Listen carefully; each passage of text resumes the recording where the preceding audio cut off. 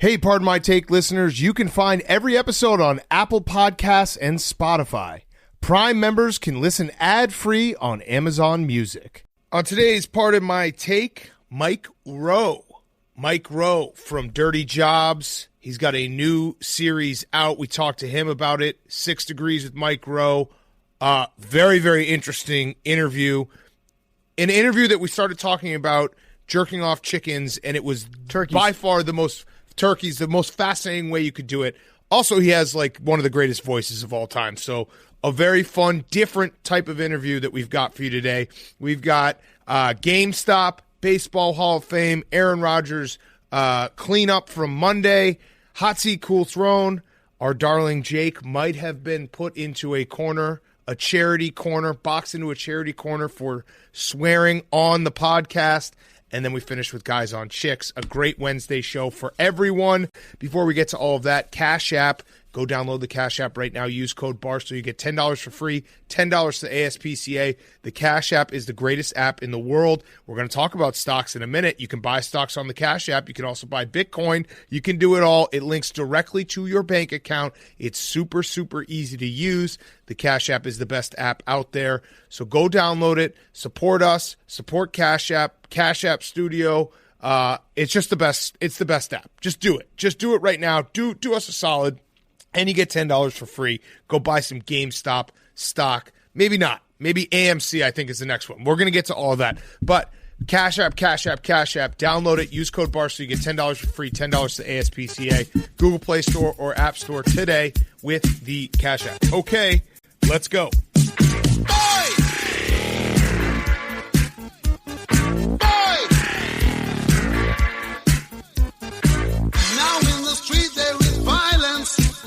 And then a lot of work to be done.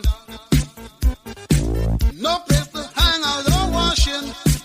And then I can't blame all on the sun. Oh no, we're gonna rock down to Electric Avenue. And then we'll take it higher.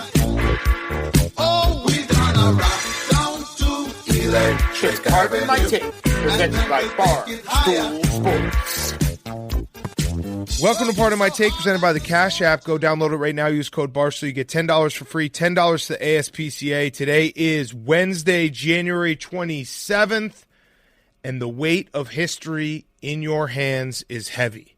Who said that quote? Was it Winston Churchill fighting Nazis, or was it Tom Verducci filling out a Baseball Hall of Fame ballot and leaving the greatest baseball player of all time, Barry Bonds, off of it? That was JFK's inaugural address. Right. Oh, wait. Ask not what the writers can do for you. Ask not what baseball can do for you, Big Cat. Ask what you can do for baseball. And in this case, it's leaving off 4 of the greatest players of all time. So it is Baseball Hall of Fame season, when the writers get their shine, when the writers get to tell you how important their job is to decide the fates of the players we love to watch, which, just as an aside, I don't know why it's up to the writers. It should be the players. It should be players voting peers like, hey, who was the hardest guy to ever get out? How about Barry Bonds? He should go in. Either way, Tom Verducci, we had a few different things that happened today. Tom Verducci released a video that I'm going to throw it out there, is going to be unintentionally the funniest video of 2021. It was Tom Verducci sitting in his beautiful sunlit office or study in his house in some probably like suburban Connecticut. Big Cat, I guarantee you he just calls that his voting room. He uses it once a year to sit. Yep. He sits down. He's got like a specially engraved letter opener that he uses to open up the ballot, and then he sits down with the one with like a quill pen, and he does it every year the same way. And so the video started. We'll put a couple clips in, but it started. The weight of history in your hands is heavy. The Baseball Hall of Fame vote is a triumph in minimalism. The weight of history in your hands is heavy, even when it is but one sheet of paper. The Baseball Hall of Fame ballot is a triumph of minimalism. It's a fucking piece of paper, dude. And then he went, this is the best part about the Baseball Hall of Fame and these stupid fucking reporters that think they are the most important people in the world. He essentially is doing a love letter to a piece of paper and the simplicity of voting via mail. One page, no logos, no pictures. Received and returned by mail. And it's like, hey, that's not something we should applaud in today's day and age when you could fucking email your vote in and not have this entire process. Essentially, he was like, yeah, look, Baseball Hall of Fame sends me this. They don't even stamp it because they're cheap, and I got to send it back. And isn't that just so fucking pretty? It's like day baseball games in the World Series. It's like, I think he said it's like a hot dog in the bleachers. It's like none of those things, Tom Verducci. You sucked your own dick for fucking 6 minutes with this video, and I still loved it. Well, it's perfect because day games in the World Series, this is like back when nobody could watch baseball on television. Like, people missed World Series games because they were at work. Like daytime World Series games. Welcome to the World Series. No batting gloves and a hot dog in the bleachers. There is a timeless beauty in the simplicity. It's been this way since voting began in 1936. Now you can watch it on TV. Everyone can watch it. You tell me which is better. To him, it's like, yeah, it was only when a select few could partake in this activity. That's when it was great. The video was, it was like the celebs singing Imagine video. It's that video of 2021, yes, where it's that self-important. They should have baseball writers with like U2 and Bruce Springsteen in the background doing their own version of the Imagine video. And it's ridiculous because Barry Bonds is a fucking Hall of Famer.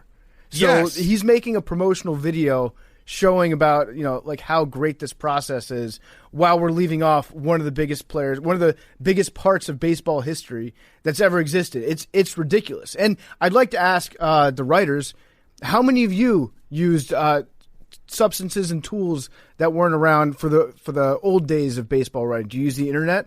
Guess what? Back in the day, they had to file it using a typewriter. Sounds like it's easier for you to do. You should be judged against the people that you compete against, not against number. Basically, they're saying, I'm not going to vote these guys in because I don't think they're better than math. Yes. Readily available espresso shots. I can guarantee you they didn't have that in 1942. Diet Cokes? Nope. Diet Cokes? Right, exactly. I mean, don't even get me started with the Adderall usage of baseball writers. It ends, though. Tom Verducci, he goes this whole video, and then at the end he has the line.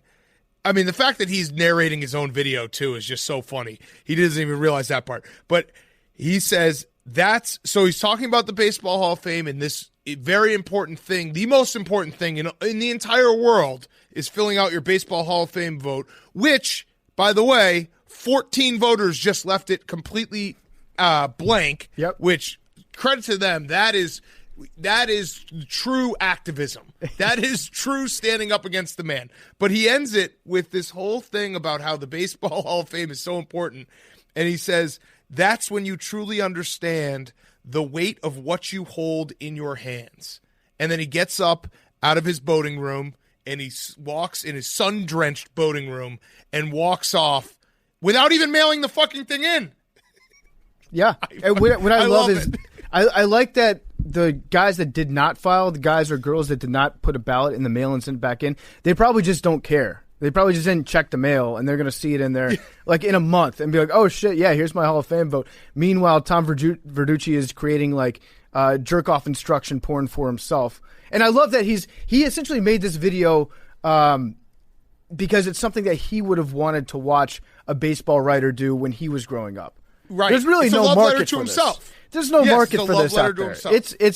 It's future Tom Verducci congratulating little Tom Verducci on growing up and getting a ballot for the Baseball Hall of Fame. And I have to take my hat off to baseball writers because they were very smart when they started the Hall of Fame. Because if you get in on the ground floor, it's like any award show out there. If you just declare that this is an award show that you're presenting, guess what? You have the power moving forward for all eternity. And so then people just have to like market themselves to you and kiss your ass over the course of the years so that you're the one that gets to gatekeep this institution that really has nothing to do with writing about baseball. They think writing about baseball is more of a sport than playing baseball.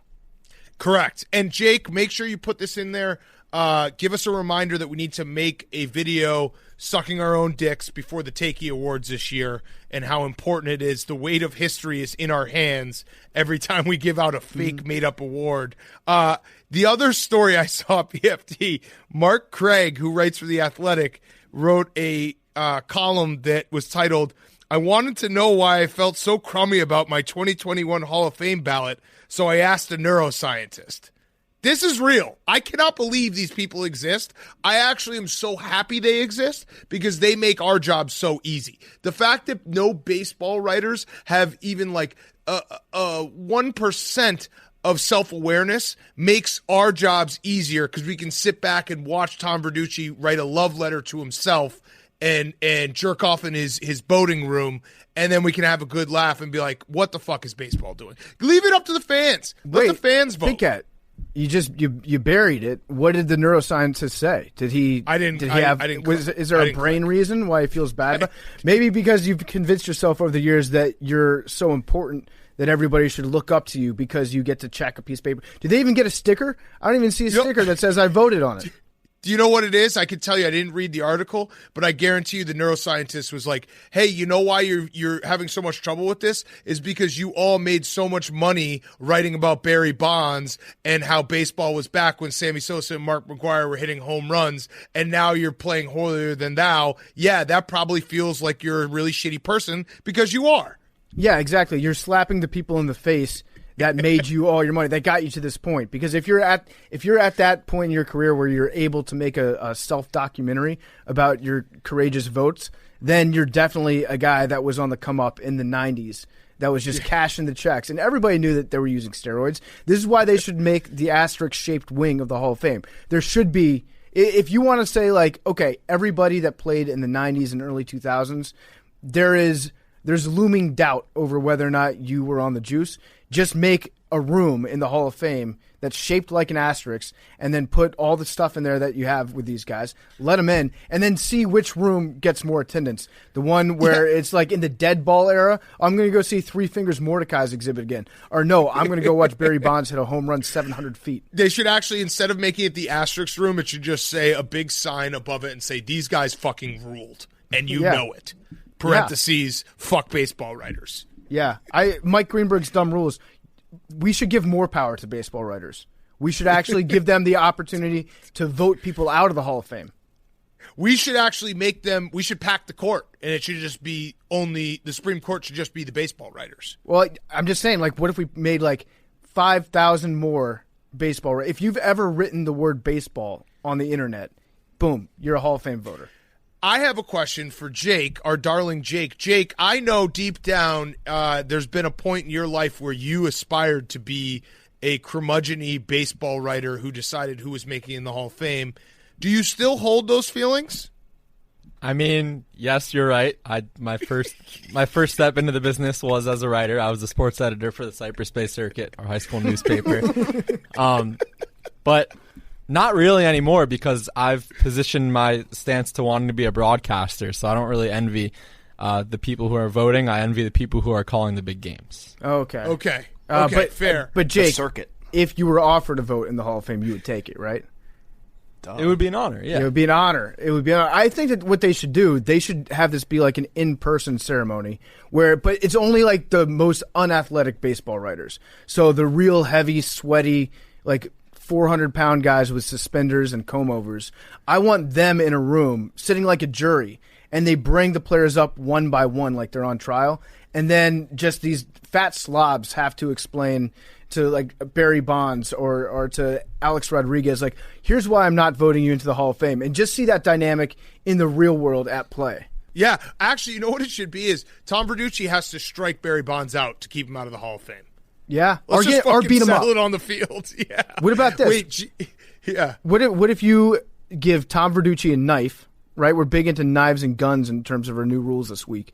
Give Tom Verducci a knife and then put him like on an acre of land with Barry Bonds, and Barry Bonds doesn't get any food or water, and see if Tom Verducci can kill Barry Bonds within a week. I like it. The most dangerous game. Jake, tell me this. I just want to make sure that our future is secure. You know, and not naming names, but you know at least a couple people from your life as a big J journalist that watched that Tom Verducci video and they were like, that was awesome. Yes. Okay, good. Because I just want to make my sure. Timeline, yeah. Yeah, I just want to make sure there are kids still out there that are watching like Mitch Albom and Bob Costas and Tom Verducci be super self-important and be like, that is what I want to be. Well, Bob Costas is super important. So You forgot the word self. Self-important. He donates money to the student radio station I got a lot of opportunities at. Oh, wow. So he pays you off. No. Yeah. That's what happens. They pay off the future broadcasters so they won't say anything bad about him. I like the idea. There should be a height, not like a height limit in terms of you're too short. There should be a height limit in terms of you're too tall to vote for the Hall of Fame. So I only want like Ken Rosenthal and Bob Costas. You have to be under 5'6" to vote for the Hall of Fame. That was actually a good foreshadow because Jake did get paid off. Listen to after the Mike Rowe interview.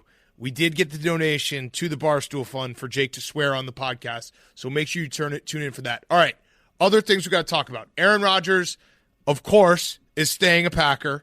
That was all for naught on Sunday night. Everyone melting down. Everyone saying, oh, my God, it sounds like he's saying goodbye. It actually proves how ridiculous, like, Twitter and the internet can be, which we'll get to in a second with GameStop. But one tweet, a couple tweets of people watching that Zoom being like, sure felt like he was saying goodbye.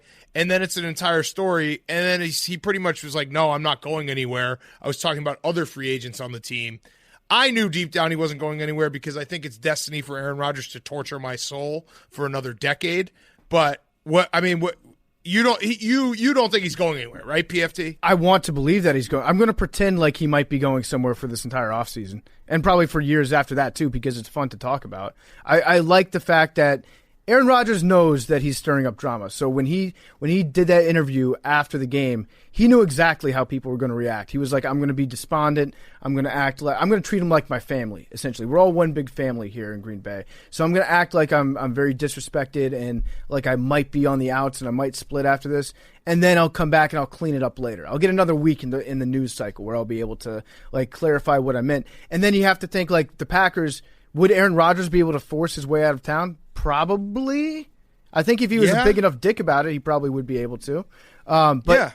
You're right. I don't think he's going anywhere, but I'm going to pretend like I don't actually believe that. And like he might go somewhere because it's more fun.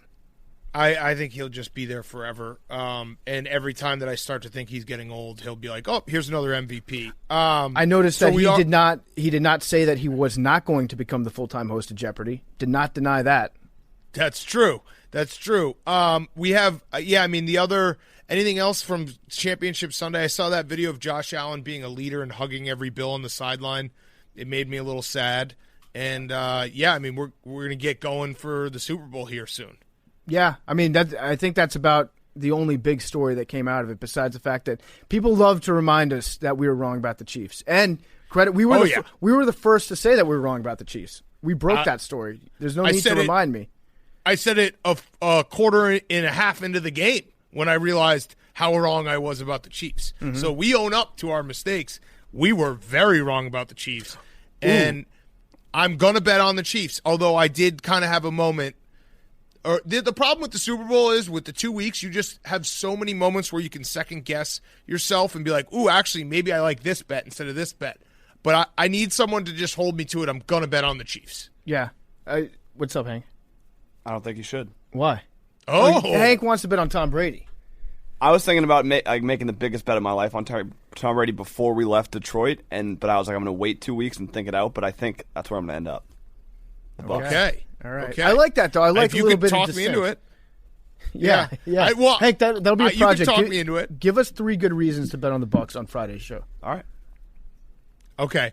All right. Before we do Hot Seat Cool Throne, GameStop. We got to talk about GameStop. It is the story that is sweeping the internet right now. If you aren't on the internet or familiar with what's going on, here's a very shortened version of it, as far as I understand, because I asked everyone to explain it to me like a 6-year-old, and I got some good responses. But essentially, GameStop is like a nothing stock. We all know GameStop. It's a brick and mortar place that sells video games. It's basically a dinosaur. And this one guy on Reddit basically has been like, hey, all these hedge funds have shorts on GameStop for it to go down. I'm going to start pumping it. We're all going to pump it. And every time it goes up, the rich guys have to buy more of it to cover their short, which then makes it go up even more. And essentially, it's a perfect storm where this stock that is essentially an obsolete stock is now gone up from $4 to $200 in the span of 5 days. Yes. And the big guys are losing all the money, and the little guys on Reddit and the internet are robbing them blind, which if you don't love this story, you have no soul. It's awesome. I love it a lot. And what's happening is they're finding out that message boards and comment sections they're like the new factories and coal mines of the 21st century. So Wall Street's just now figuring out what athletic directors and Lane Kiffin have known for years, which is that like you cannot write any sort of federal regulation that's more powerful than just a group of people who love to post on a message board.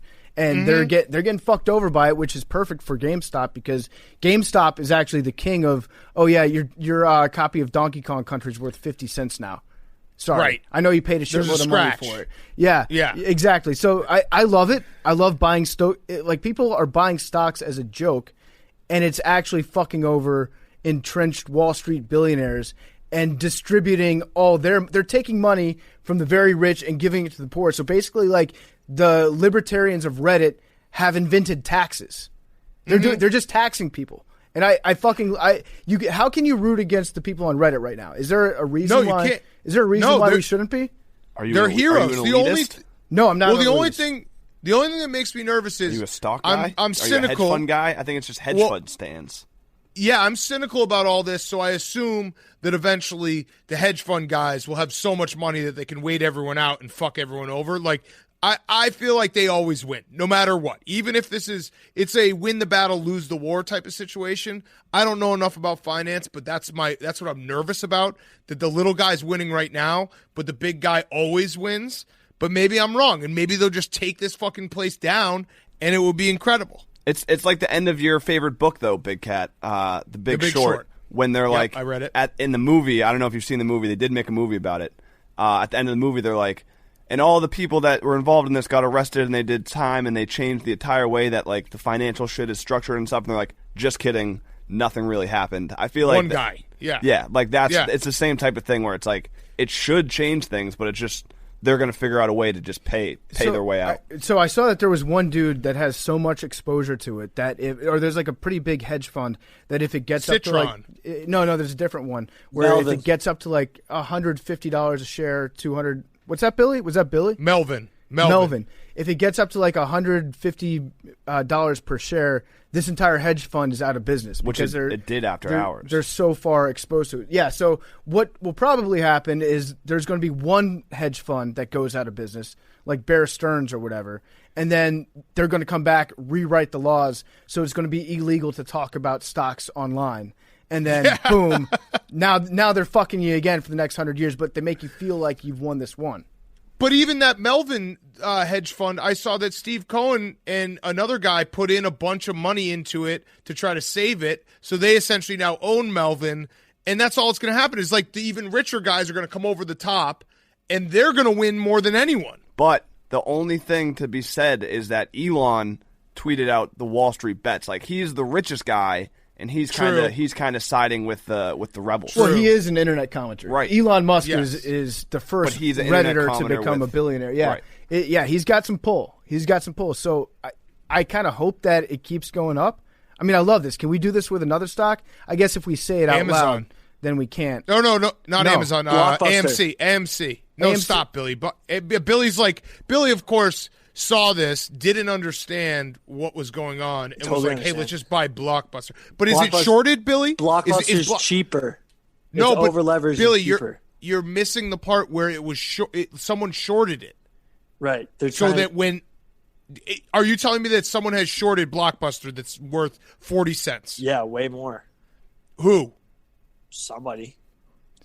How? That's what it's dead. Happens when stuff dies. Blockbuster's dead. Right, what? but we can still revive it. I mean, who out there is actually buying stocks of Blockbuster and not shorting it? I'm pretty sure that... Exactly. Yeah, I don't know. Listen, Billy is not a financial advisor despite what you might think about him. I think that maybe there's a lot of people that have shorted Under Armour. I still have a lot of Under Armour stock from when I bought a shitload of Under Armour stock just because they came out with ugly shoes for Steph Curry back in like 2016. So maybe get that rumor going out there. Like very heavily leveraged on the short side in Under Armour. Be real shame like if he that. jumped off. I just don't. When I asked people to explain it to me like I was 6, someone told me, I think we kind of invented this idea. Well, we didn't because it happened before, but someone said to me, ESPN tweets that Mitch Trubisky is bad. Bears fans tweet he's good to change the narrative and make ESPN look bad. The more people that tweet Trubisky is good, the more pressure ESPN faces to tweet he's good. At the end of the day, ESPN is forced to tweet good about Trubisky. That's the MVP. Yeah. Yeah, you're right. Exactly what we did with the MVP. We forced them to give an award to it, and we squoze out Drew Brees, and it was like his 42nd birthday or something like that. Yeah. Yes. That's exactly. You're right. That's actually a very good comparison for this. Whatever happens, we have to get in on one side or the other. I can't just sit here on the sidelines of history and not pick a side where I'm putting my money. I think I have to buy. I think they're forcing me to buy GameStop. We can't. We obviously can't be on 212 right now. That's fine. We can't be on the side of the fucking hedge fund. These guys are the worst.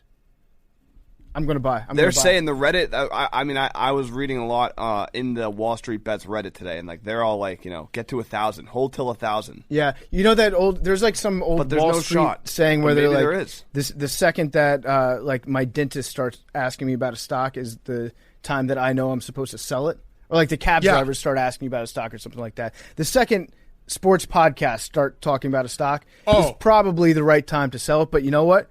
Fuck it, I'm in. But Elon. When I asked, good point. When I asked on Twitter, explain it to me like a 6-year-old, a lot of people explained it to me, and about half the other people were like, "Well, now it's over. Like we've reached." If Big Cat tweeted about it, it's the dab. It is officially over. You're like 5 days late, dude. The party's over. Thanks. I am the marker. I'm the closing bell of when the party is over. You're like, not that big everyone of go a home. mush. I tweeted about it. I think I am. Because I thought about buying some, and I know it's going to go down right away. I think that once Magic Johnson recaps the day's news on Twitter, at that point, it's time to unload. All right, let's do some Hot Seat Cool Throne. Brought to you by our friends at Coors Light. The big game is right around the corner, and everyone's pumped, not only for football, but for commercials. Coors wanted to create the most refreshing ad of all time, so they're bringing it to a place no big game commercial has ever gone before, your dreams. Coors has been working with world-renowned dream psychologist Dr. Deirdre Barrett and a team of visual artists to make it happen. Coors conducted an experiment where participants watched a refreshing, trippy 2-minute video and then fell asleep to an 8-hour-long, relaxing audio soundscape. Crazy enough, it actually worked. They actually dreamed refreshing Coors ads. I love this. That's how cold and refreshing Coors Light is and Coors Seltzer, that you actually can dream about it. That's the greatest. That's the coolest dream ever. You know the other side of the pillow? When everyone's like, ooh, I love the cool side of the pillow. How about the cool side of your dreams? It's about Coors Light. So there's nothing more refreshing than Coors Light and Coors Seltzer, except maybe a really good dream. So starting February 3rd, you can experience the first big game commercial that you have to fall asleep to watch. Watch the virtual dream stimulus from the comfort of your bed and dream your way into your very own big game commercial. Go to CoorsBigGameDream.com. That's CoorsBigGameDream.com now to sign up to be one of the first to experience. We have to do this, guys. We have to do this. So share with them your thoughts at Coors Light on social media with the hashtag CoorsBigGameDream. And check it out at CoorsBigGameDream.com and experience the first big game ad that only runs in your dreams. Celebrate responsibly. 2021 Coors Brewing Company, Golden, Colorado, and Fort Worth, Texas. We're doing this, and we will tell you how it went because I'm excited for this. I want to dream about the beautiful blue mountains on a Coors Light can. So go check it out, CoorsBigGameDream.com. Okay, Hot Seat Cool Throne, PFT. Okay, my hot seat is presidential dog Twitter accounts. You remember back in like 2016, there was a big. That's when the like We Rate Dogs and the racism dog got into a big online dispute over who was more racist. Well, these dog beefs are back in a big way. So somebody started a Twitter account called The Oval Pawfus. Get it? Instead of office, it's with a paw. And they tweet out statements from Joe Biden's dogs, like referring to their humans as their humans and using other like fun little dog slang like that.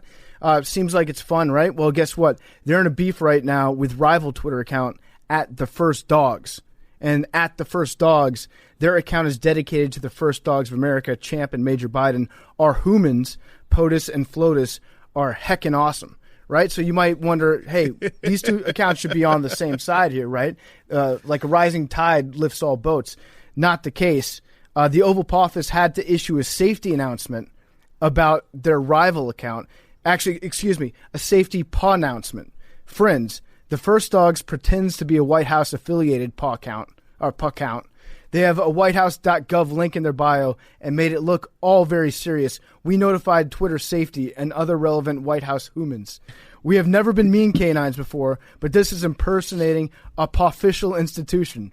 It's wrong. Oh my God. Fooling humans like that is wrong. We know from trusted sources they are not in any way, shape, or form associated with the White House. So it's real out here on the streets. This is going to get ugly. I think that I stand on the side of the account that is pretending to be the official account, because at least they have balls enough to be like saying, yeah, we're the official account of these fucking dogs. And the other is like saying, we're just here to have fun pretending to be dogs online. It ruins the mysticism of it for me. If you're going to try to be the dog, be the fucking dog. Yeah, tweet like the dog all the time. You have to do that. It's up there with the baseball writers, our infatuation with the First Dogs. Yeah. For stupid shit.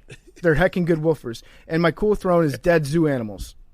That's too soon. Way too soon. No, yeah, way too soon. Bro. Because we've we've been waiting. We've been waiting for somebody to fill the gorilla-sized hole where our hearts used to be. Ever since 2016, when Harambe was taken from us way too soon, and I think we have it. Nope. I think we have it, Hank.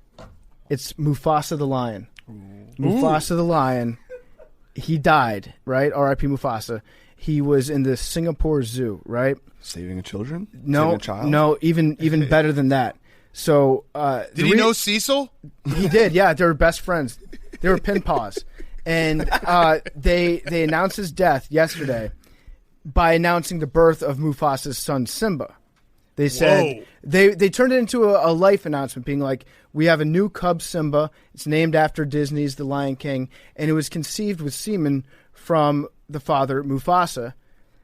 Then they added on that Mufasa died during the ejaculation procedure when he was accidentally electrocuted by the prod that they stuck up his ass to make him come. So Mufasa died getting his prostate zapped, and his sperm was maintained, and they gave birth to his son just the other day. If there's any justice in this world, this son will just maul all the fucking. He'll grow up to just maul all the. He'll bukkake everyone, all the trainers. He'll come That's what all he has over to him. do. Yeah, he's just gonna nut all over him. So Simba is it's the continuation of Mufasa's seed, and I think that we should all respect Mufasa. He went out. It's the ultimate high. Like, there are definitely going to be some people that try to chase this high. That's going to be the new autoerotic asphyxiation. Like, instead of being David Carradine hanging from a noose while you crank off, it's like, just stick this electric fence wrapped around a baseball bat up your ass while you come. And just let it go from there. So, yeah, R.I.P. Mufasa, we're thinking about you, buddy. That is pretty valid. That's a pretty valid replacement. I know. We should sell T-shirts or maybe Trojan Jackoff sleeves. Well, I'm more interested. I'm going to try and keep up on Simba. You know, he's the chosen one. See how Simba does? Yeah.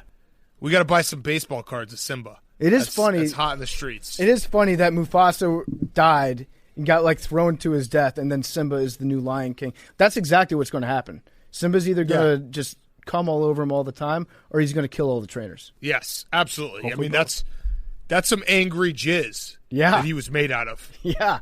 What if it's really like angry? This is like the new X-Man that's born.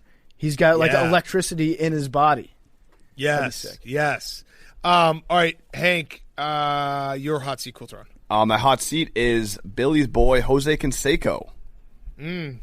So Caleb Presley, our coworker, went out there to do like a Sunday conversation, and they sent a camera guy to film because we're trying to get like footage for a video. And he tweeted yesterday, we've had a camera guy in Vegas for 5 straight days now waiting for Jose Canseco to train because Jose Canseco just isn't training. So I think he's on the hot seat. Don't listen to that, Billy. That's rat poison, Billy. He's training. So I talked to Caleb yesterday, Billy. He's training. He's just ducking. He doesn't want to be film training. Oh, I think he's just that is a lot different. No, I think he's just so slow, Billy, that like you're gonna have to beat him with speed. Because the scouting report that Caleb gave me was he is very, very big, and he was scared about his size. But there's no chance that he has the speed to take you down. Yeah, so I knew I was going to out-muscle him, if anything. So I've just been training speed, punch, output, that sort of stuff, footwork. Move. Yeah, movement. So I'm going into the fight. I don't want to reveal too much, but I got a plan going into the fight. I got some serious stuff. That first video that I released of me fighting was legitimately for my first week of sparring. Okay. So everyone's got a plan until they get punched in the face. I've been punched in the face several times. You need to let one of us punch you in the face just to get you ready. Billy. Yeah. Let me ask you this, Billy. So Rough and Rowdy, Billy versus Jose Canseco is coming up next Friday. It's right before the Super Bowl. We're going to be in West Virginia. I've been thinking about this. You are my champion, so I'm obviously rooting for you with all my heart. If you were to lose, because we have to just throw these things out there. If you were to get knocked out, would you be upset if I laughed? Because I think my reaction will be to laugh. The thing is, I'm not going to – I've been punched in the face by a lot more athletic, stronger guys than Jose Canseco at this point of his life, and I didn't get knocked out. I got knocked down. I didn't get knocked out. But if I lose, it's going to be by – I'm not going to get knocked out in the first 30 seconds. No, I don't think that's either. I don't think that either. I was just trying to play it out in my head because I'm going to be announcing the fight, so my reaction is going to be very natural. Whatever. And I was thinking about it. And I think if you got knocked out, I would be worried for you and feel bad after the fact. But in the moment, I'd laugh and be like, "Whoops, that was a bad idea." You're still going to call that fight? Yeah, of course. You're not going to recuse yourself?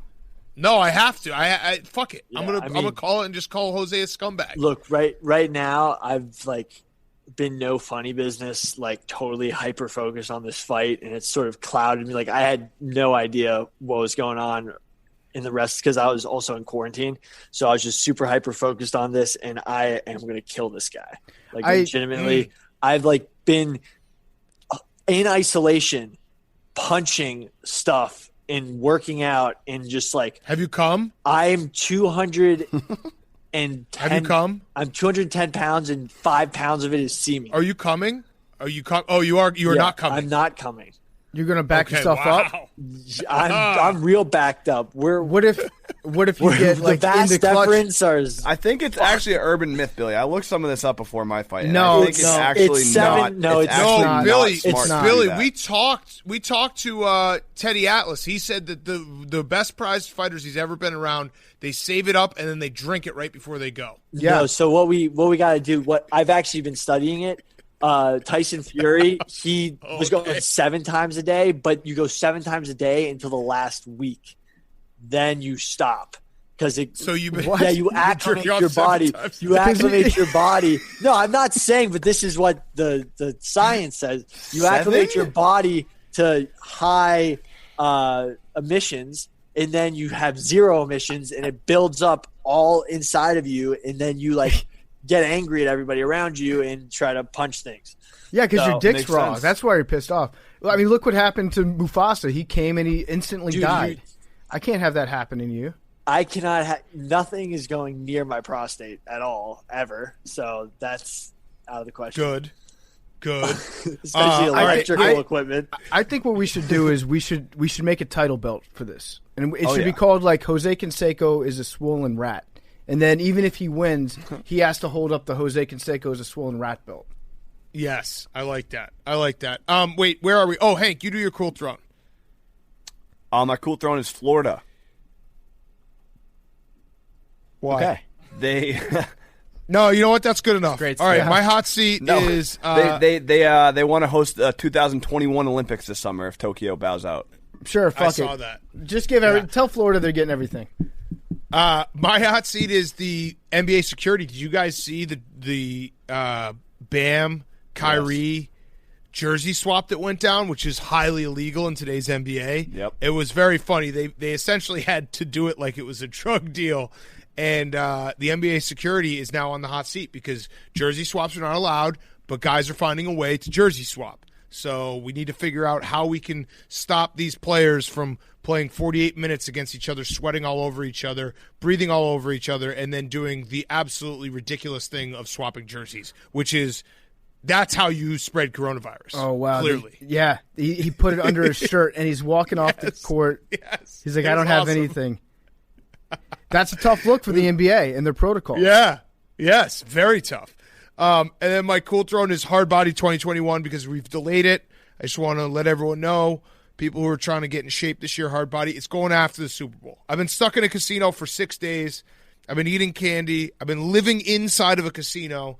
It's not conducive to Hard Body, so I'm delaying it. So if you haven't started, don't worry, you haven't missed anything. February, what's the Super Bowl? February 7th? February 7th is the Super Bowl, yeah. I'm going to be in the gym February 8th, and you won't see me out of the gym until my body is hard. There's a gym in the old HQ that is going to get extensive use. Okay. Not by me. I will not be going to that gym. But how come? Because I'd have to walk there. Yeah, I feel like Hard Body is... Is there a shower? I'm not about the Hard Body lifestyle. No, but we should just stack up a shitload of dude wipes. Just manually... having a hard body, I don't think, goes with the rest of this, you know? Well, it's more... I mean, let's be honest. It's not going to be hard. It's going to be just less soft. So less soft body 2021. I want to maintain my huggability, though. And in order to be huggable, you got to be a little bit soft. Yeah. If I lose my huggability, then it's all over. My hot seat is Ben Askren. He's officially fighting Jake Paul in a boxing match. Ben Askren's not a striker. He's a NCAA wrestling champion. So if he gets knocked out by Jake Paul, it's going to be really disappointing, and Jake Paul is going to continue to have a fraud boxing career. But Billy, if Jake Paul loses and you win, it's there. Exactly. It's an eclipse. Mm-hmm. But Jake Paul picks guys who have zero reach. By the way, I'd 100% beat the shit out of Jake Paul. He wouldn't touch me. But Jake Paul aren't you going against Logan? Save that for after the Jose Yeah. fight. You just got to cut Win your one promo fight, after. Billy. Yeah, cut the promo after. Even if I'm the only way I lose to Canseco is in some fucked up split decision. Billy, you got to. What Hank is saying is, when you beat Jose Canseco, if you lose, I will laugh, whatever. But when you beat him, that's when you say, "I'm calling out the Paul brothers." That's when you do it. All right? They'll never fight me because I actually would beat them. They only choose guys they know they can strategically win with Floyd reach. Mayweather. Absolutely, that's the only reason they wouldn't fight you. Floyd Mayweather is fighting Logan Paul. Yeah, I know. But the only reason they're not fighting Billy is because Billy's too hard. If I was no, seriously, if I was 5'2", 0 reach, but jacked and looked athletic, I'd probably have more of a chance. They still wouldn't fight you. No, they'd still be like, we could totally beat this kid. They still wouldn't fight you. No, they still would be like, you're the part of my take intern. No, we're not going to fight you. Right. I'm not getting too big for my britches, but I totally fuck him up. I do love how it looks online. And Billy, you even have to admit this, that when you see a headline on TMZ being like Jose Canseco to fight Barstool Sports intern, you're like, yikes, that's a tough look for Jose Canseco. Yeah, you just dude. You should never be. You should always eventually when you graduate college, you have a full-time job whenever you want it. But I think part of your contract should be that you have to be referred to as an intern forever. Yeah, just so we can keep sunning people with this shit. Where they're like, they're fighting a Barstool intern. It's like an 8th grader's been held back 5 times. Yeah. It's like, this is our intern. you red-shirted and gray-shirted. Yeah. Okay, but is that it? Cool Throne is... Yeah, that's it. That's celibacy. No, I had another one. Doesn't sound like you have one. All right, let's get to Mike Rowe. Have you caught one of your chickens yet? Yes, I've caught all of them several times. It's actually quite easy when you corner them. Okay, psycho. That sounds so bad. All right. Before we get to Mike Rowe, ZipRecruiter, ZipRecruiter.com/PMT. It's finally a new year. The perfect time to take your business to the next level by hiring the right people, but finding qualified candidates can be challenging. ZipRecruiter.com/PMT makes it easy. So go right now. When you post a job on ZipRecruiter, get sent to over 100 top job sites with one click. Then ZipRecruiter's matching technology scans thousands of resumes and profiles to send you the most qualified people for your job. If you're really interested in a candidate, you can even invite them to apply for your job with one click. ZipRecruiter sends them an email from you, and you stand out from the competition. It's so effective. 4 out of 5 employers who post on ZipRecruiter get a quality candidate through the site within the first day. And right now you can try ZipRecruiter for free at ZipRecruiter.com/PMT. That's ZipRecruiter.com/PMT. Go to ZipRecruiter.com/PMT right now. It is recommended by all the leading job search firms. Everyone uses ZipRecruiter. That's where you can find the best jobs. It's where you need to be posting the best jobs if you want to find the best people for your job. ZipRecruiter.com/PMT for free. ZipRecruiter.com/PMT. ZipRecruiter, the smartest way to hire. Okay, here he is, Mike Rowe. Okay, we now welcome on a very special guest. You know him from Dirty Jobs. You know him from being the voice of Discovery many, many years. You know him from Shark Week about 15 years ago. You know him from QVC. You also should be watching his new show. It is Mike Rowe. He has a new show out. It's called 6 Degrees with Mike Rowe, now streaming on Discovery Plus. So I was watching some of the previews, and the show, as far as I understand, is very daunting. You basically were like, everything is connected in the world. I'm going to go back in history and figure out that connection. Do you think that's kind of an overachiever move? Like, what made you do this? Because that seems daunting. Yeah, we were swinging for the fences, from the promotional side of things. But in reality, I needed something to do during the lockdown. and I thought, Dirty Jobs was a rumination on work. Somebody's got to do it on hobbies, returning the favor on decency. I wanted to do something around history, really for people who would never watch a history show. So I thought, well, what if we just identify 2 seemingly disparate points in the context of a really ridiculous question? Like, can a horseshoe find your soulmate? Or can a mousetrap cure your hangover? Or how did a volcano redeem Eminem's career, right? The more preposterous, the better. And then take an hour to take a deep dive down the YouTube rabbit holes and find at least 6 links that can actually get us from point A to point B. The thing about the show that made it fun, for me anyway, was we throw everything at the screen, right? It's animation, archival footage, puppets. We recreate the launch of the Hubble as well as the San Francisco earthquake with puppets, just because we can. Actors and reenactors, some of whom aren't all that talented, wearing costumes that aren't very convincing, sometimes in wigs that don't really fit. Doesn't matter. Hired my old buddy Chuck, who I went to high school with, great actor, who portrays 35 or 40 historical figures. I love it. Poorly. So it's a hot mess of stuff designed to illustrate the incontrovertible fact that all the information in the world is now available to everybody online, but never before has it been grouped up in a chronology that is so seemingly insane. That's really interesting. Yeah. It's strange because until you just kind of pitched that show, I hadn't really thought of it, but a few years ago, I think we were speaking with somebody maybe at the History Channel about doing like a Wikipedia wormhole thing for a Wikipedia club that was like along the same lines where you just follow the links around the internet. And it is fascinating how everything's kind of tied together.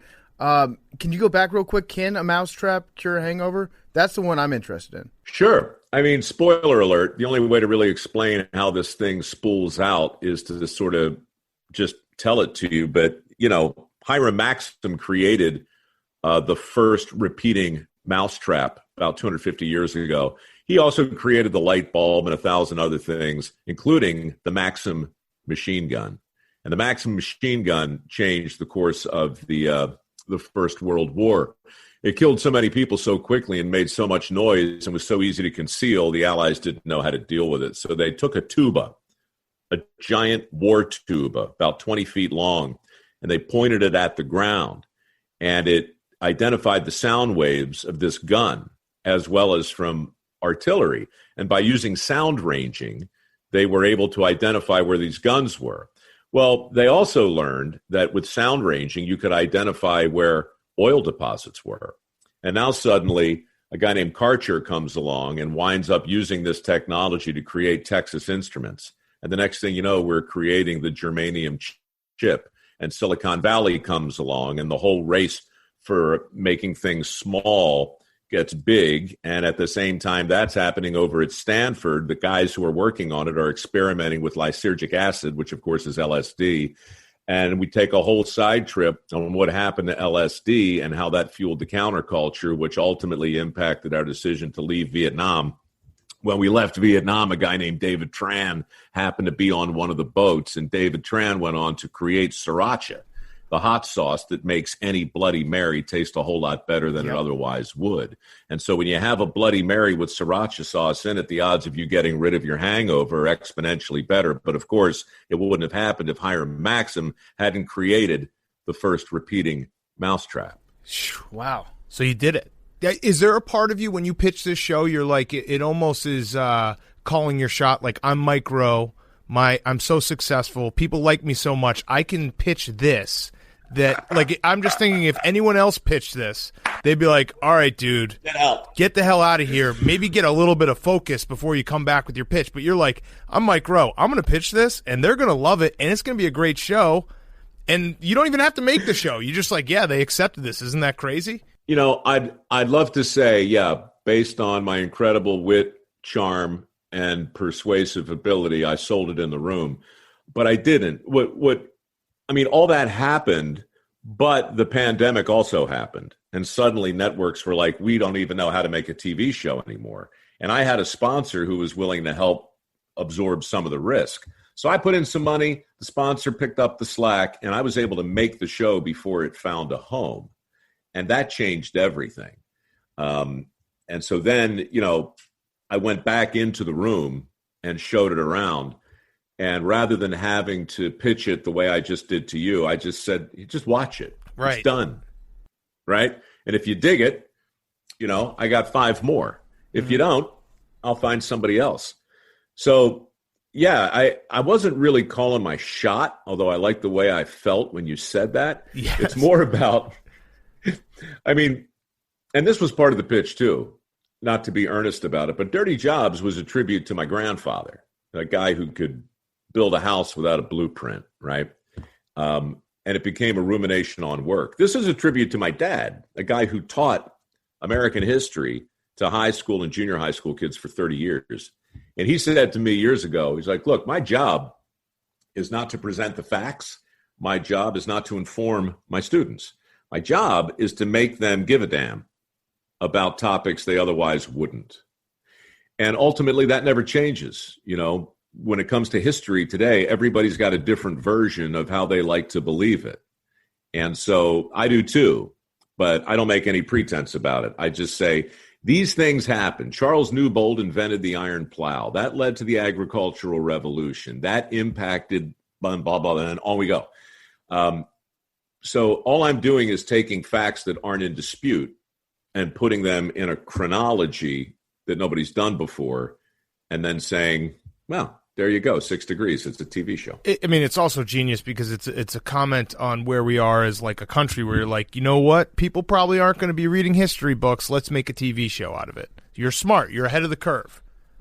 Well, I'm also looking around and seeing people today convinced they can change our present by altering the past. Mm-hmm. You can pull down all the statues you want. It's not going to change the facts of what happened. We can't improve the future by, shining up the past. It is what it is. And how we let it impact us today, that matters. Like if you look at history the wrong way, or if you look at it through an angry lens, well, you're going to have people knocking Lincoln off Mount Rushmore.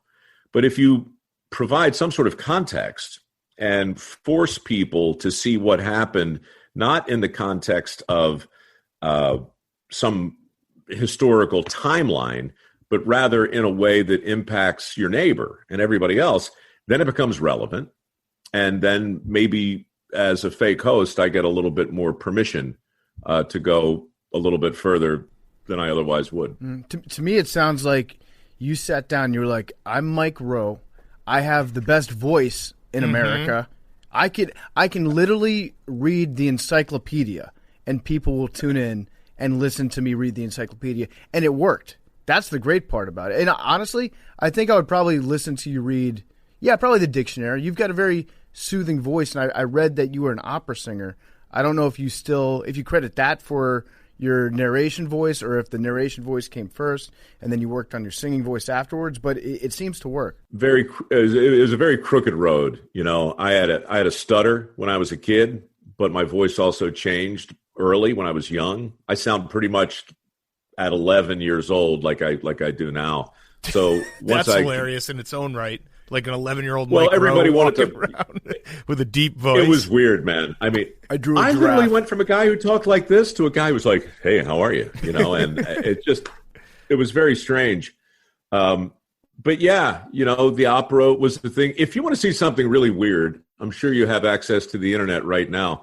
Google Mike Rowe reads phone book. Okay. And this is 10 years ago. Somebody said, I'll give your foundation a check right now for $20,000 if you read me the phone book, because I think it'll help me go to sleep. So I recorded a phone book and I put a chunk of it on YouTube and it still gets passed around once in a while. And done a lot of weird things, but sitting there for a few hours recording a phone book, at some point you got to look at yourself in the mirror and say, "Hey, dude, what happened to you?" Yeah, you're basically like the OnlyFans accounts with feet pictures, but it's your voice. Everyone's getting turned on by your voice. You should start an OnlyFans where you just record things behind a paywall. You could right. Retire everything. So you mentioned your foundation, Mike Rowe Works Foundation. I love the idea of this. So for people who don't know, I think most people have seen Dirty Jobs, but Dirty Jobs wasn't just a TV show. It was something you kind of enacted in real life. The idea that blue-collar work, trade school, these things are important. Not everyone is built, or wants to go to college. These are important jobs that need to be done. My question for you, of all the jobs, so you've done, 300-plus dirty jobs, have you ever thought about podcasting? Have you ever thought about the trade of Are we a dirty job? Because let me just throw this out there, right? We come in here on a Sunday, we watch 12 hours of football straight, we gamble on every game, we eat disgusting, food that probably isn't great for you, and then we record a podcast at midnight. I would contend that's not much different than being like, I think one time you were like a reindeer dentist. Like, what's the difference? This is a dirty job. This is a hard job, wouldn't you say? Look, you'll get no argument from me. I think all jobs have the potential to become dirty, depending on how broadly you define the term. But it's the sameness of a job that in many ways can ultimately make it dirty. That thing you just described, that 12-hour day, you sit there, you watch football, you eat cold pizza, you forget to take a shower. Do that 3, 4, 5, 10 days in a row, 20 days, 100 days. That's when, your brain starts to change. And that's when, I don't care how glamorous it is. In fact, I know fashion models. It's disgusting. Their job is disgusting. The things they wind up having to do over time that you would never think about are opera singing is disgusting. The costumes you have to wear, they smell like a hockey outfit. You never know it. You're sitting there watching the opera and some guy's up there wailing away. He smells like ass, man. I'm telling you, I've never encountered a professional opera singer in the midst of a performance who smelled any better than an athlete at the end of the fourth quarter. Yeah, I mean, we had to watch 16 Jets games this year. Mm-hmm. I challenge you to find watch the Bears offense. A more difficult job in America than that. Yeah. Hey, man, I still remember the day, mid-March, 1984, I guess it was. Or was it 86, when the Colts left Baltimore? Mm-hmm. That for me, I mean, since this is still, you guys are basically a sports thing, I'll tell you, that changed my relationship with organized sports forever. Watching those Mayflower vans leave Baltimore in the middle of the night, headed for Indianapolis, I've never been able to watch a football game or any organized sport the same way since. So sounds like this is the dirtiest job. You need to come and shadow us for a Sunday and see how it ranks against all these other dirty jobs you've done. Look, I'm actually fascinated by your podcast and your job. I do a podcast. It's very different from yours. But you can say smart. You can say smart. Yours is smart. Ours is I was going to go with prescient. Important, enlightening. Yes. Well, obviously important, but also game changing. Yeah, and apocryphal. Let's go with apocryphal. But also short. You do like a short form podcast, which I think, like we essentially do like 20 of your podcasts every single week. Mm-hmm. So we work harder. You work smarter, which goes against your whole thing, which is work smart. Yeah, you're a hard. white collar podcaster. Yeah, exactly. So we're really down here in the shit. Yeah, but that's it. This is the only thing you guys do. I read a lot of mock drafts as well. Yeah, I also watch college basketball. Come on. You must be exhausted. Yeah. Yes, I am. We're going to get back to Mike Rowe in a second. Before we do, Jack Pocket, Jack Pocket, Jack Pocket. You know what tonight is? I think tonight's the Mega Millions drawing, isn't it? Mega Millions, Powerball, one of those two. Well, if you want to play the Mega Millions, if you want to play Powerball, and you don't want to go to the store, you want to do it from your smartphone, you can use Jack Pocket. Jack Pocket is the lottery app, and it's the easiest way to play your favorite lotto games right from your phone. You can play Mega Millions, Powerball, Cash for Life, Take 5, other daily games. Plus, you get automatic alerts when you win, and you can even receive the prizes right from your phone. Jack Pocket is now available in New York and 9 other states. You got New Jersey on there, Texas on there, many, many more. It's a safe and easier way to get your lotto tickets. You can pick your own lucky numbers, instantly withdraw winnings from your bank account. Over $25 million in prizes have already been won on the app, and with their most recent $1 million jackpot winner coming from New Jersey, you too can win. Play tonight's Mega Millions. Play the Powerball jackpot for free. We're going to hook you guys up with a free play. Use promo code Barstool. Maybe wet the beak a little bit. Maybe spend some money on some merch from your favorite podcast. Maybe buy some Billy Football merch, some No Way Jose merch that we'll have up there. All you have to do is download the free Jack Pocket app or go to jackpocket.com and use promo code Barstool at the checkout screen. Must be 18 or older to play. See jackpocket.com for details. If you or someone you know has a gambling problem, call 1-800-GAMBLER. 1-800-GAMBLER. Check it out. Jackpocket, promo code Barstool at the checkout screen. What's the dirtiest job you've ever seen? I remember the one where you sexed chickens. I know Billy wants to hear more about that, but to me that was one of the dirtiest ones I saw you do. But in your mind, what's the dirtiest job? Yeah, well, there were 300, and honestly, I mean, I get that question a fair amount, and I normally just spin, like there are 30 of those 300, 10% that are on a wheel of filth in my mind.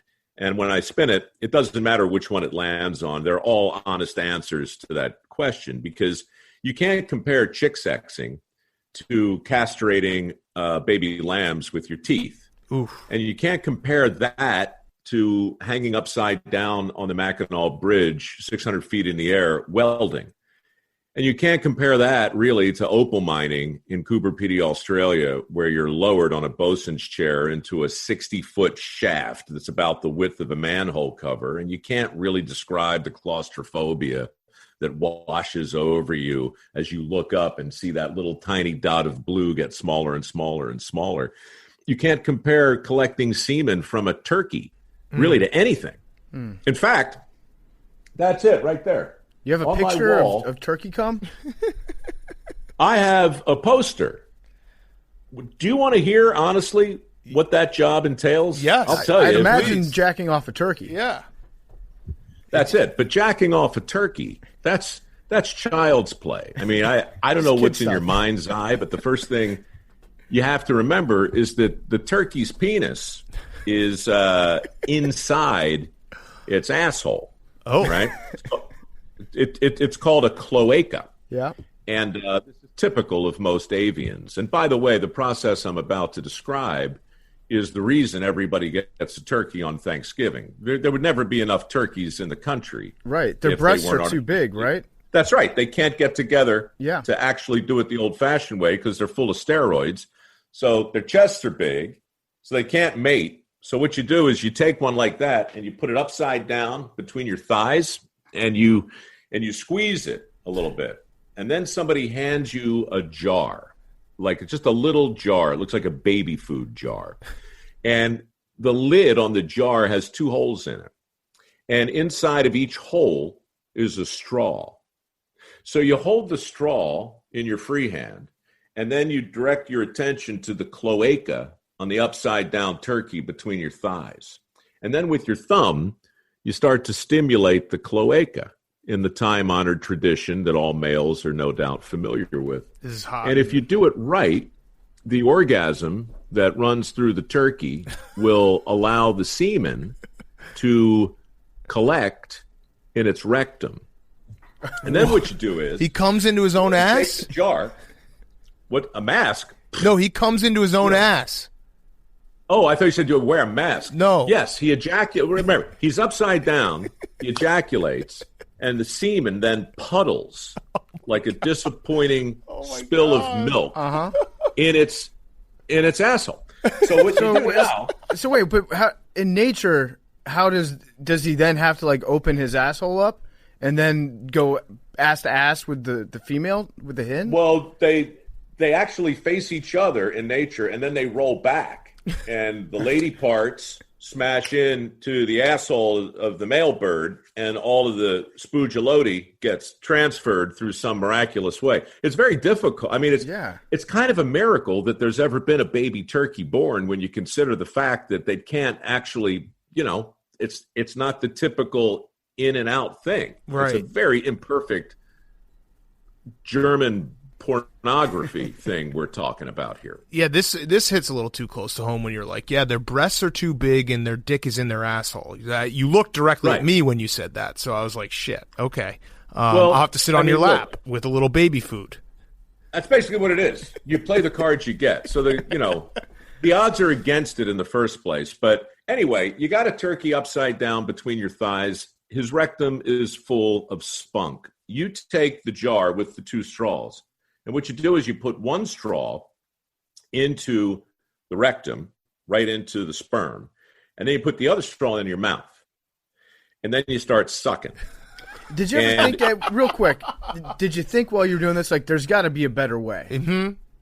Do I have to use my mouth? Yeah. The thought went through my mind. It's the 21st century, guys. Maybe there's a tool that is a bit more sophisticated than a jar with 2 straws in it. But what you do is you create a vacuum in the jar by sucking on one straw. Right. And then you manipulate the other straw into the turkey's rectum. And as that vacuum intensifies, the sperm will come through the first straw and collect in your jar. And when you get all the sperm out of the rectum, you spread your thighs, and the bird falls to the ground and flies off to boast and brag with the boys. And then they bring you another one. And then you do the same thing again. The thumb, the straw, right? And this goes on for a while, until your jar is full of sperm.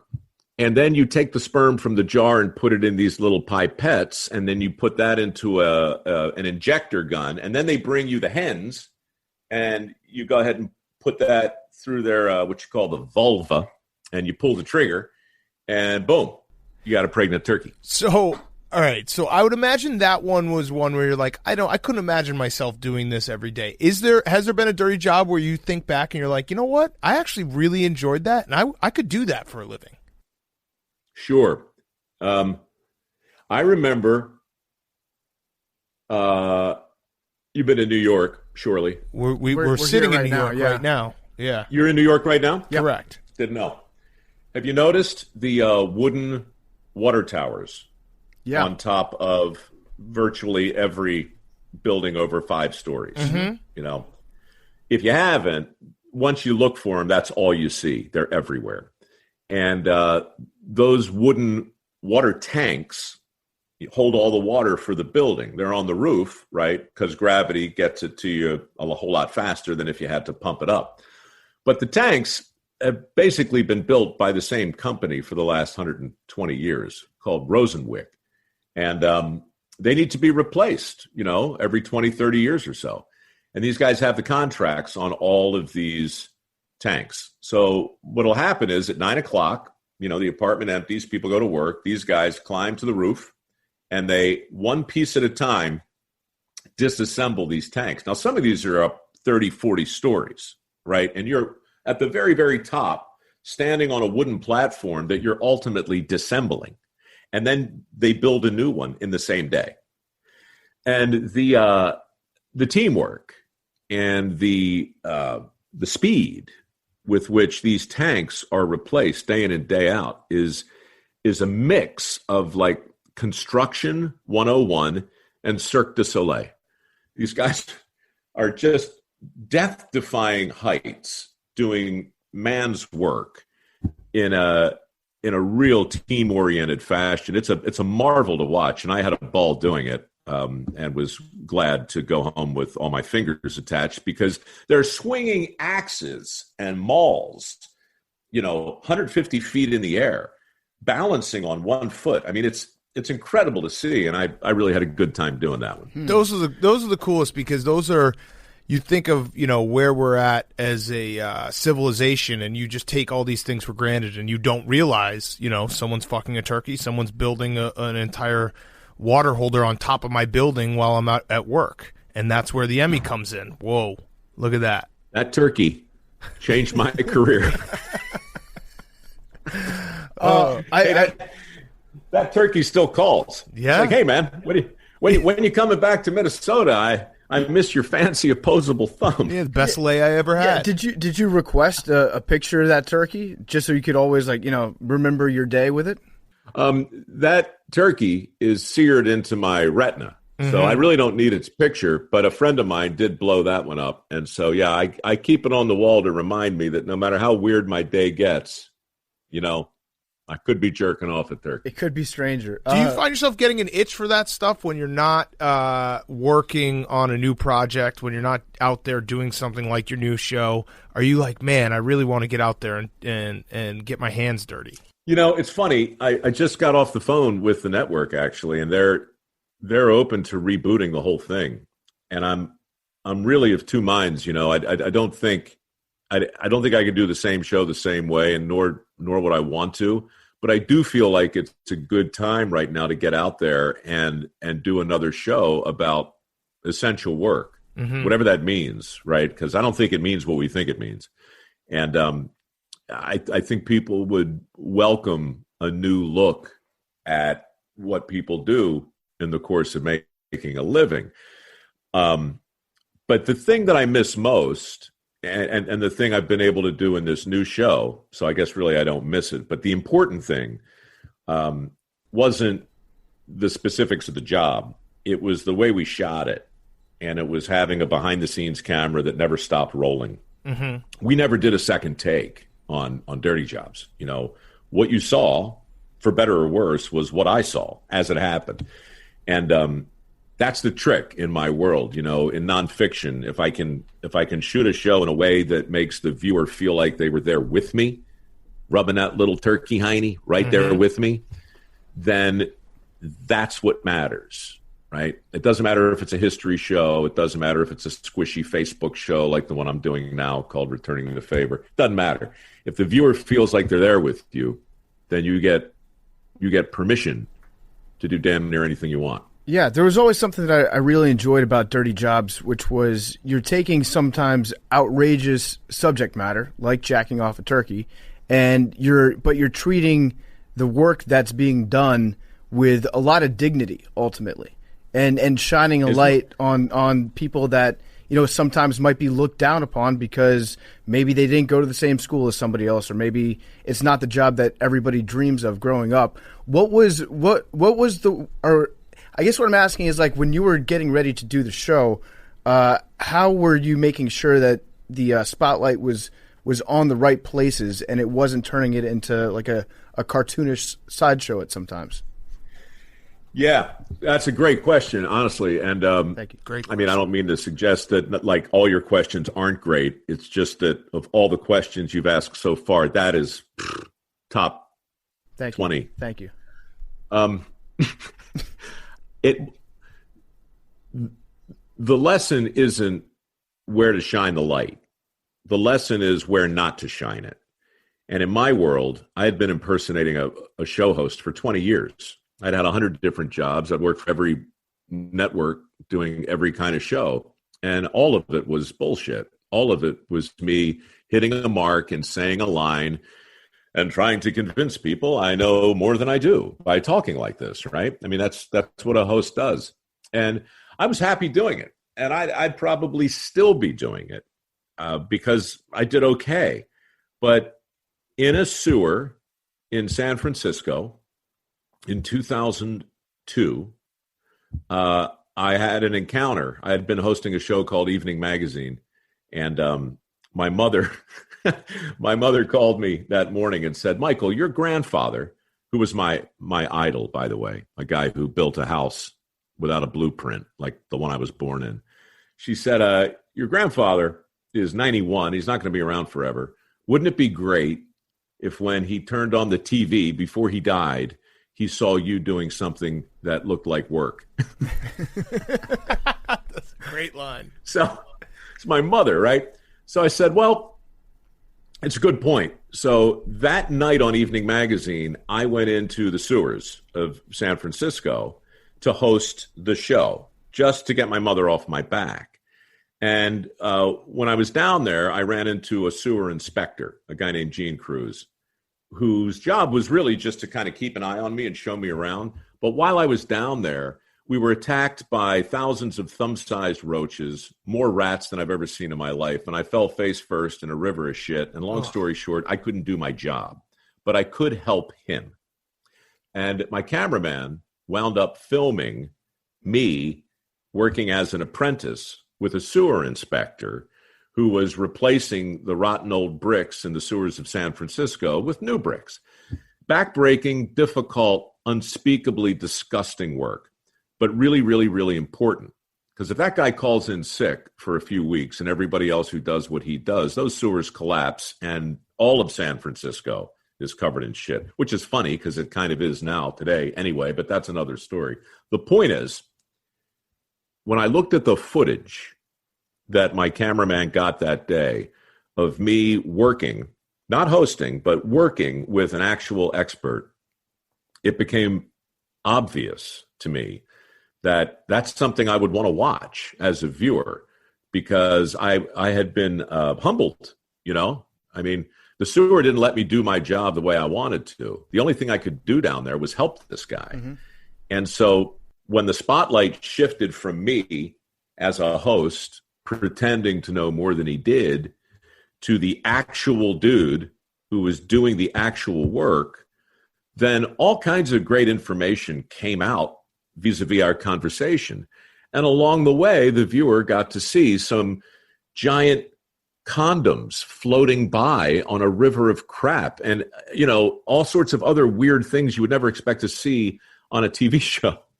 And so that was the footage that sold Dirty Jobs, ultimately.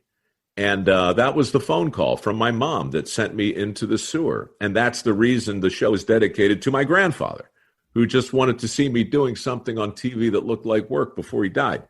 And so, you know, none of that was on my mind when it was happening.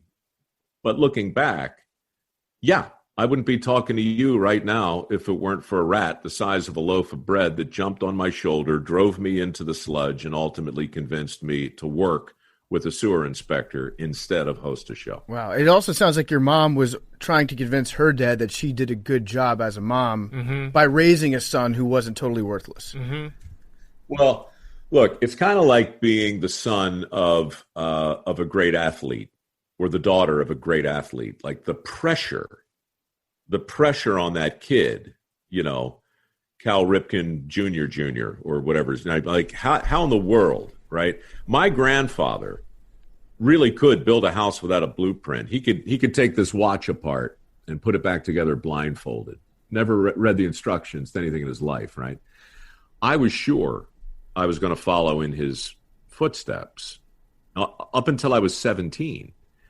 And the truth is, just because you're passionate about something doesn't mean you can't suck at it. And the handy gene, like the athletic gene, in many cases, is recessive.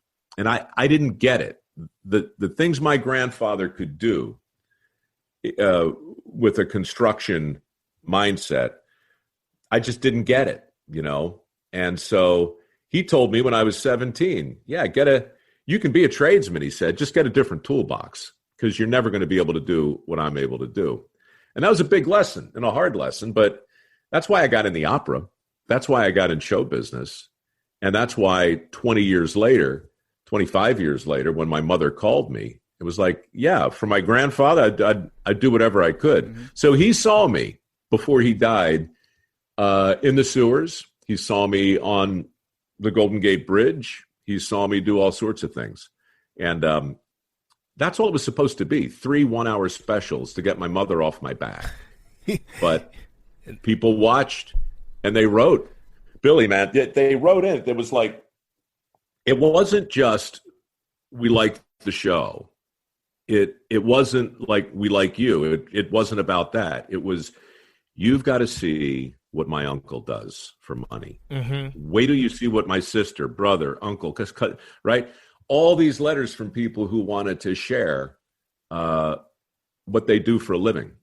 And that ultimately is what made me think, oh, okay, this is something more than a smart aleck crawling through a river of crap, making the occasional dick joke. So you're smarter than us, I think it's safe to say, but you realize you did just write another episode for 6 Degrees. Like, you need to do a 6 Degrees of your own life with how your grandfather became handy and how your mom was ashamed of the beta son that she raised and how it ended up with you doing dirty jobs. Everybody has a story, man. And 5, 6, 10 degrees. I'll show you. This will freak you out. More than turkey jacking off stories? That was pretty wild. What is this? The genealogy of Michael Gregory. Okay. And? So look at this thing. Damn. This was put together by a fan of dirty jobs. A couple years ago, I was on a small private plane and we landed in Maine. And when I landed, I took a selfie of me in front of the plane, and the tail number was on it. And on the tail number, some guy tracked me down to where I was. And this guy's name was Jesse Hagen. And he put together, he'd taken a year. He's a genealogist. And he put together the entire story of my whole life, going back 10, 12, 14 generations. Jesus. Turns out I'm related to Lord Baltimore, right? Guy shows up at a private airport and gives this to me. It's a little creepy. Yeah, did he say, was he like, hey, not to be a creep here, but I've been studying you? I was completely freaked out because I've had like stalking issues and stuff like that over the years. Uh-huh. Well, you had the drone issue. So yeah, it's pretty.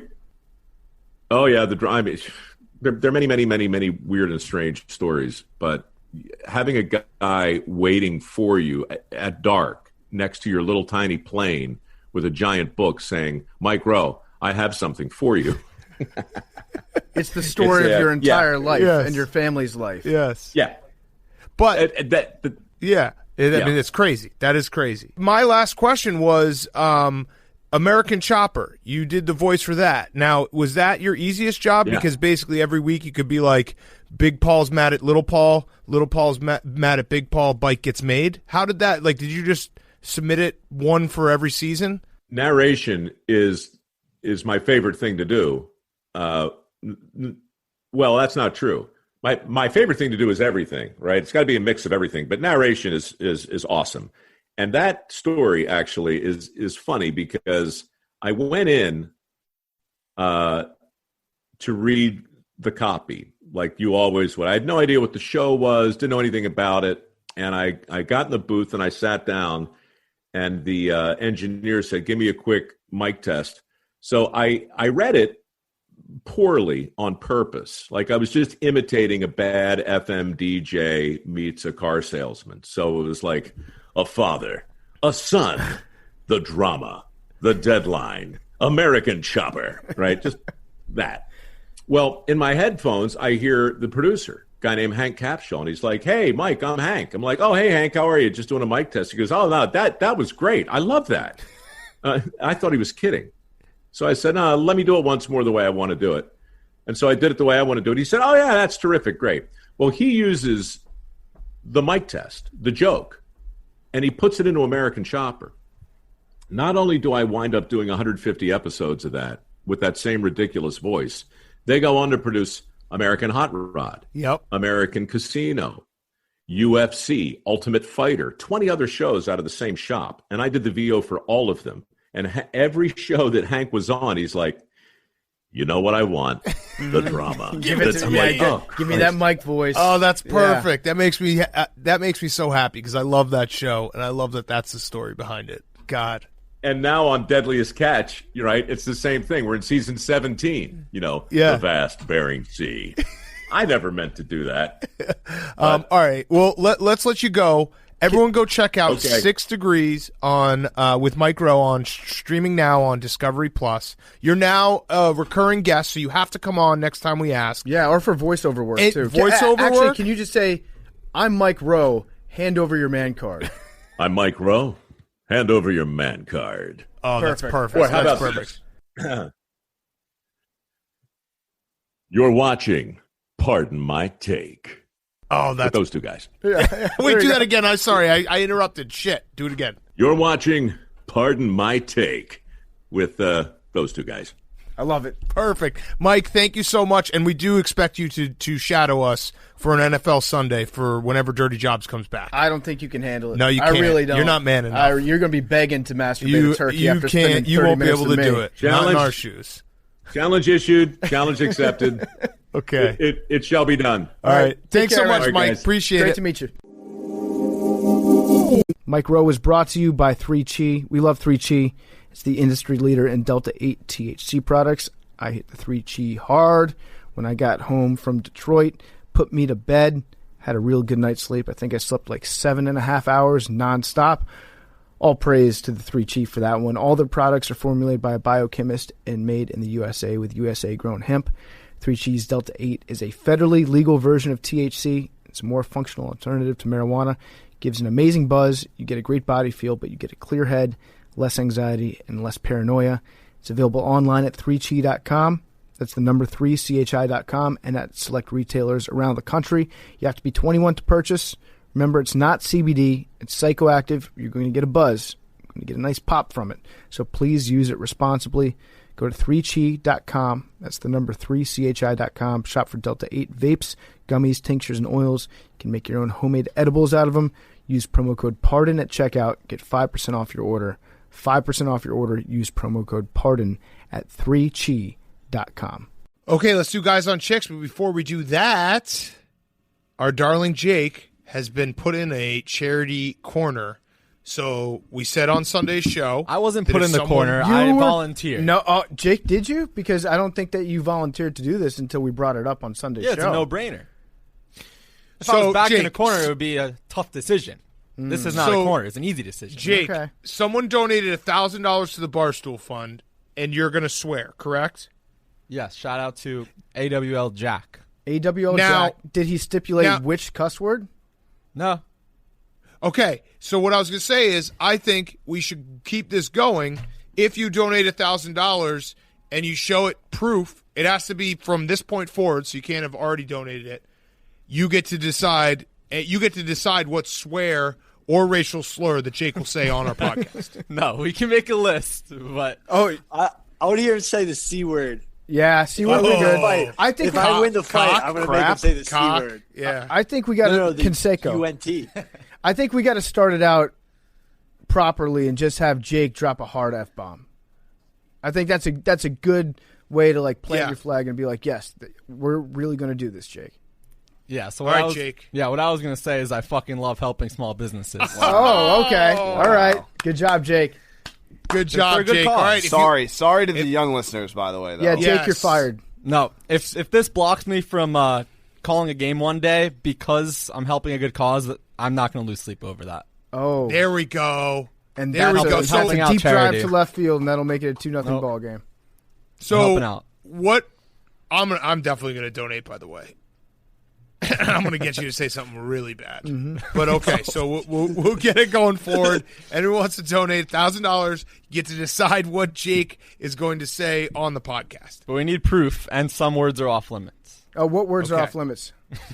Yes, say them. You got to say them, otherwise I'm going to be like, wow, he'll say anything. These I can't even spell. There's a fine line. Oh, okay. You can't even spell it? Hey, Bubba, can you take Jake saying fucking and just have that like looped over and over again in the Take On Me outro? Thank you. Yeah. And actually, can you make it like we should make? I would like to figure out a way for it to be my my phone call, my ringtone. Maybe we should make necklaces in the Barstool Sports store that just play Jake saying fucking over and over. Instead of the intros where it's like, hey guys, it's Big Cat, it can just be Jake saying fucking. Fuck. Yeah, fuck. And then everyone's going to be like, who's this guy swearing on the beginning of all these podcasts? It would be very funny if that's what eventually got us the explicit tag on iTunes. Yes. Bad yes. boys. All right, Hank, let's do a couple guys on chicks and send everyone on their way. FAQs this week, not guys on chicks, but we will continue. Sup, guys, this may come off as weird, but how would you describe the smell of the PMT studio? Lavender. No, it smells like old jeans. That's the best way I can describe it. I can't smell anything. The smell goes back and forth. The smell goes back and forth because there was a time when I think someone exploded a pumpkin in there that it smelled god awful. There was a time when we had we were trying to do a Knives Out mystery situation where if you look at the ceiling above me, there's all this red juice. And for a while, we all were accusing each other, and then Bubba just walked in one day. He was like, "Oh yeah, that was me. My bad." Yeah. So it smells everything. It's beer, coffee. It smells like piss for some reason right now. I don't know why. PFT. It smells a little bit like Mountain Dew and dip. I don't know. Did you piss? Did you piss in the studio? I walked into the studio to PFT pissing in the corner. I thought it was a joke. That's okay. Into a bottle. I will not piss like an animal. Yeah, I will not piss shame. Yeah, so that's pretty much what it smells like. Yeah, a little bit like, and it's funny you bring up like the pumpkin because it's almost like it's the carpet in here is a little time capsule. So sometimes if we clean the carpet, it brings out the stench of that pumpkin that exploded in here like 2 years ago, and then the whole studio smells like rotten pumpkin again for a week. Yeah, it's like the rings of a tree. Yep. Why didn't Big Cat and PFT have to do Soggy Sorrows when their team lost in the playoffs? Why didn't we? Because Hank never asked us to. And also, we totally expected our teams to lose, so it wasn't really sorrowful. Yeah, we were just happy I did it for Cody Parkey. That was one that I didn't see coming, and that I thought the Bears actually had a really good team that year. This year, the Bears got in from a fucking technicality, letting in 7 teams. AWL That's here. fair. Yeah, I don't disagree. AWL here. When will you have people back in for in-person interviews? Also, Honk, what's the latest you or Bubba have stayed up producing a show? I think once this vaccine gets rolling, I'm ready to do it. Mm-hmm. I'm ready to hit the road again. Like I don't know if Grit Week's going to happen again, but I really hope that it does. Yeah, I mean, currently I'm not because I'm living in a casino, but I am ready for in-person interviews again. Would you guys say over/under 4th of July? Over, probably, if I'm being realistic. Yeah, we got to get more of the special interviews in here. Like, remember that lady that cuddled you? Yes. Yeah. Professional cuddling. Yes. Yeah, that was good. Yes. By the way, breaking news, real quick. Breaking news. Breaking news. Breaking news.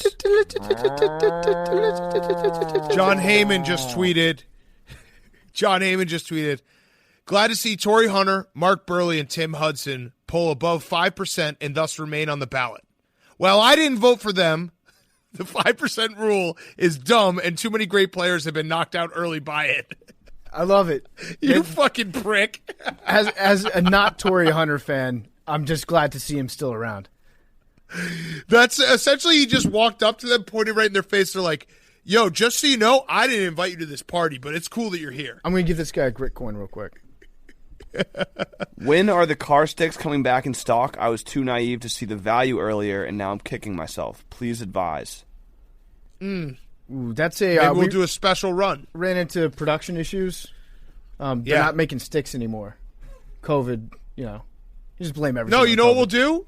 Here's what we'll do. We will absolutely, once we get to a few more states, for the Barstool Sportsbook, we will do a car stick bet. Yes. And we will have car sticks giving away because that will be a fantastic bet. Hey, Big Cat and PFT, what are the things you are most proud of in regards to the show? Michael. I think just keeping Billy alive for the last 3 years has got to be way up there. Well, you keeping Billy alive, me trying to kill him. Yeah, he might die next week, but up to this point, like, they can't take away those years that Billy has somehow not. I mean, Billy's lifespan after joining the show, I think everybody was betting would be basically like Larry Three's. Yes. What am I most proud of? I'm honestly most proud of that we're like going on year 5, and it's crazy that we've had this audience for this long, and it just every day it kind of feels like not even real. I remember at the beginning we're like, wait, this many people are listening, and then it just kept happening, and I guess it's cool that everyone just like, you know, chilled out and stuck around. Hell yeah. Like, cool guys, way to just hang out with us. No, you guys are good hang. We appreciate you. Yeah, right, exactly. Like we thought the party would have ended by now, but everyone's still here. So guess what? Beer's still flowing. Let's have some fun. How do you guys find Billy, and will you guys be betting against him against Jose Canseco? Where can you bet on this fight? I will absolutely not be publicly betting against Billy. Wait, hey, PFT, you see what he just did right now. It was a classic. Hank, where could they bet on it? I know. I'm just reading the question. I might have added something in the end that I was curious of. Obviously, that was clear. Where, Hank? On Play Barstool app, actually, where you can bet on 5 of the fights and you can win $25,000. That's incredible. But there was a question first. How'd you guys find Billy? We found Billy. Yeah, Billy applied as an intern. It was actually so great because Hank wrangled up all the intern video or interns. Like, there's 20 people I think we interviewed that day, and he said to PFD and he's like, I know who you guys are going to pick, but I'm not going to tell you who. And then Billy showed up out of breath with a 5-page resume stapled that had, like, I don't know, 17 lines. It was George O'Leary's fucking resume. And we were like, Hank, is this him? And he was like, yup. And we're like, all right, you're hired. The thing that also that made me say that in the first place was that there was like 20 interns. I was like doing interviews, and then I had lost my TV remote from my apartment, and my roommate's like, got to get a new one. And so I interviewed Billy. I was like, this kid's kind of a character. And then I was like, can you run to Best Buy for me to get me this remote or whatever? And I legitimately walked upstairs, came back downstairs like 5 minutes later, and he's like, I'm back. Here it is. And it was like so fast. I was like, how did you even come back this fast? And then from there, I was like, this kid's got something. And it also, it actually is a good lesson too with our 2 interns that we've ever hired. Well, 3 counting Chili Football, but she never got hired. Not being super fans actually was big in their favor. Like, Jake showed up thinking that he was going to be a columnist for Barstool Sports. Billy showed up pretending that he listened when it was very clear he had never listened to the show. I listened to the show. Someone in his high school class was like, bro, Barstool's kind of cool. And he's like, yeah, you know what? I'm going to try to get a job there. I think there was one line on his resume that was just a typed out URL to his Huddle highlight film. No, I'm trying to click on this Billy with my hand. Give him my perspective? Can I give him my perspective of what happened? Give your perspective. This is what happened. So I listened to the show every day driving to school in high school. Because we're only on 3 times a week. Right. Well, it takes him a while. 3 times, yeah. Like, sometimes the show was longer than my commute. So then one day I followed Hank on Twitter, and Hank was like looking for New York City based interns. And I was like, oh shit, this would be awesome. It was late in my senior year of high school. And they my high school had a thing where you had to go get an internship, so you didn't have to go to class after APs were done, so you could just fuck around for your senior spring. So I applied to the internship at Barstool.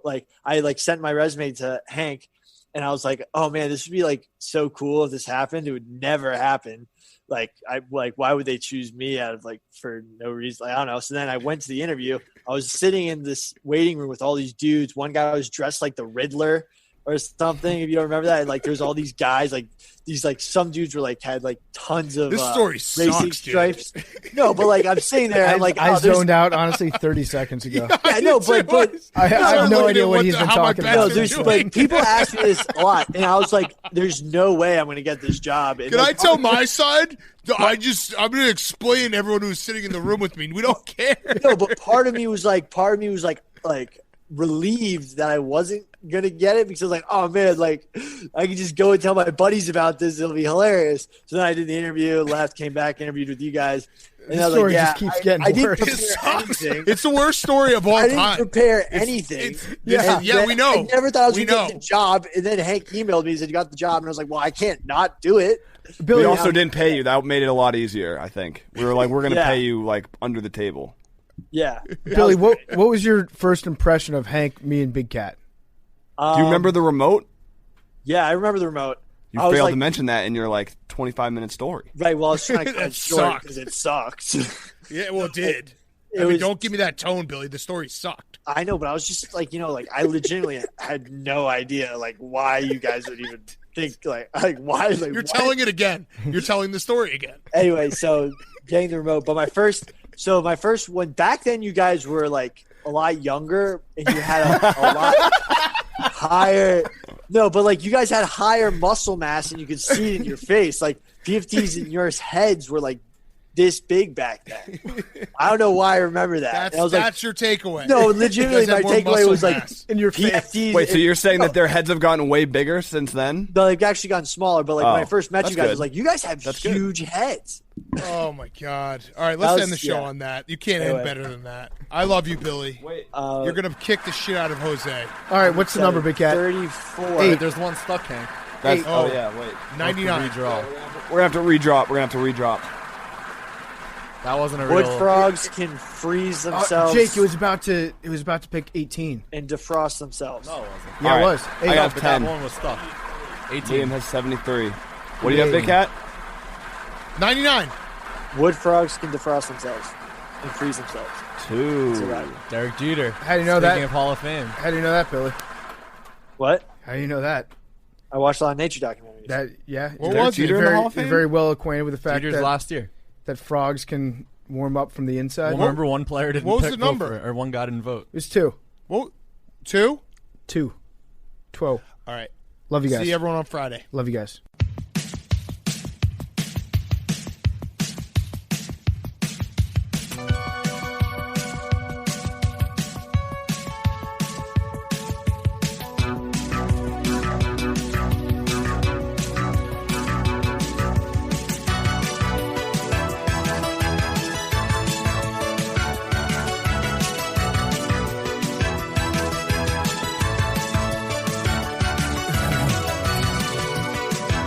Fuck.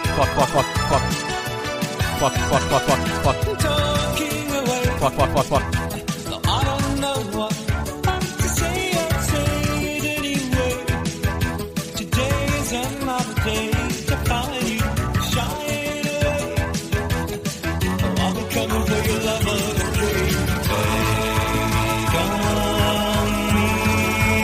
Take on me.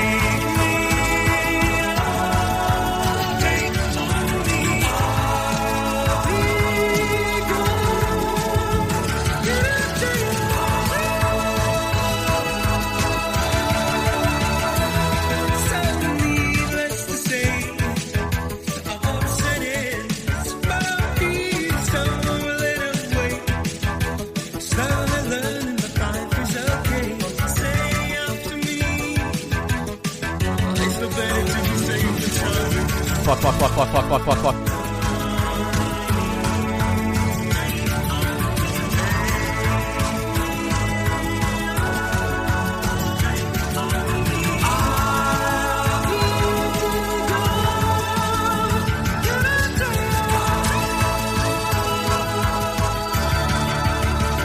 I fucking love helping small businesses.